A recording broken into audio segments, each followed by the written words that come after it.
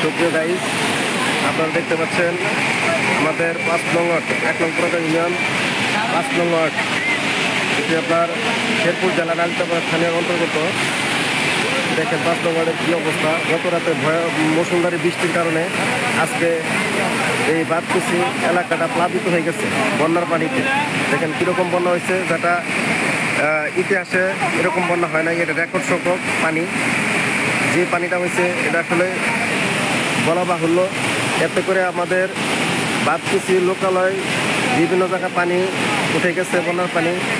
আপনার অনেক পুকুর দিঘি চলে গেছে, যাতে করে আপনার এলাকার মানুষ লক্ষ লক্ষ টাকার ক্ষতির মধ্যে পড়ে গেছে। বিভিন্ন পুকুরে বা দিঘিতে লক্ষ লক্ষ টাকার মাছ চাষ হয়েছিল, এই সমস্ত কিছু চলে গেছে। মানুষের বাড়িঘর ভেঙে গেছে, জনজীবনে খুব দুর্ভোগ নেমে এসেছে। হ্যাঁ, আপনাদেরকে এখন নিয়ে যাচ্ছি আমাদের 5 নং ওয়ার্ডের সম্মানিত মেম্বার জনাব আনসুর মামা আমাদের মাঝে উপস্থিত এই বন্যা কবলিত স্থানে। আপনারা দেখেন ওনার কাছে শুনেন যে কী পরিমাণ ক্ষতি সাধন হয়েছে। আমি মোহাম্মদ আনসারুল ইসলাম, শেরপুর জেলা নালিতাবাড়ি থানা এবং কুলাগাঁও ইউনিয়নের 5 নং ওয়ার্ডের ইউপি সদস্য।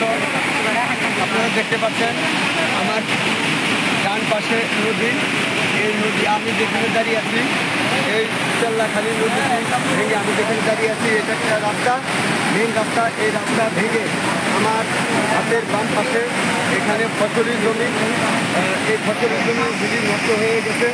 এই বাঁধ ভেঙে এখন যোগাযোগ ব্যবস্থা নাই এবং বিদ্যুতের চুরি করে গেছে। আমরা বিদ্যুৎবিহীন অবস্থায় আছি এবং অনেকে ঘর বাড়ি, আমার ডান পাশে দেখছেন আমার এখানে বাড়িঘর ভেঙে গেছে এবং আমার পশ্চিম পাশে হাতের বাম পাশে পুরো এলাকায় পানিতে প্লাবিত হয়ে গেছে এবং অনেক ঘর বাড়ি ভেঙে গেছে। এই সমস্ত ঘর বাড়ি ভেঙে যাওয়ার কারণে মানুষ এখন মা বোন ছেলে মেয়ে সহ তারা দেখতে পাচ্ছেন রাস্তায় দাঁড়িয়ে আছে। এই রাস্তায় দাঁড়িয়ে চিন্তা ভাবনা করছে যে রাত্রে কেমনে পোহাবে এবং রান্নাবান্না করে খাওয়ার মতো কোনো পরিবেশ নাই, নিরাপদ পানির কোনো ব্যবস্থা নাই, যার জন্য মানুষের যে ক্ষুধা এবং পানি তৃষ্ণা মেটানো সেটা আমাদের জন্য খুব কষ্টসাধ্য ব্যাপার। আমি অন্তর্বর্তীকালীন সরকারের মাননীয় প্রধান উপদেষ্টা মহোদয়ের দৃষ্টি আকর্ষণ করছি, আপনি মেহরবানি করে আমাদের এই অঞ্চলটিকে রক্ষা করার জন্য খুব জরুরিভাবে একটা বাঁধ নির্মাণ করার জন্য আমি বিশেষভাবে অনুরোধ করছি এবং অনুরোধ করছি যে সমস্ত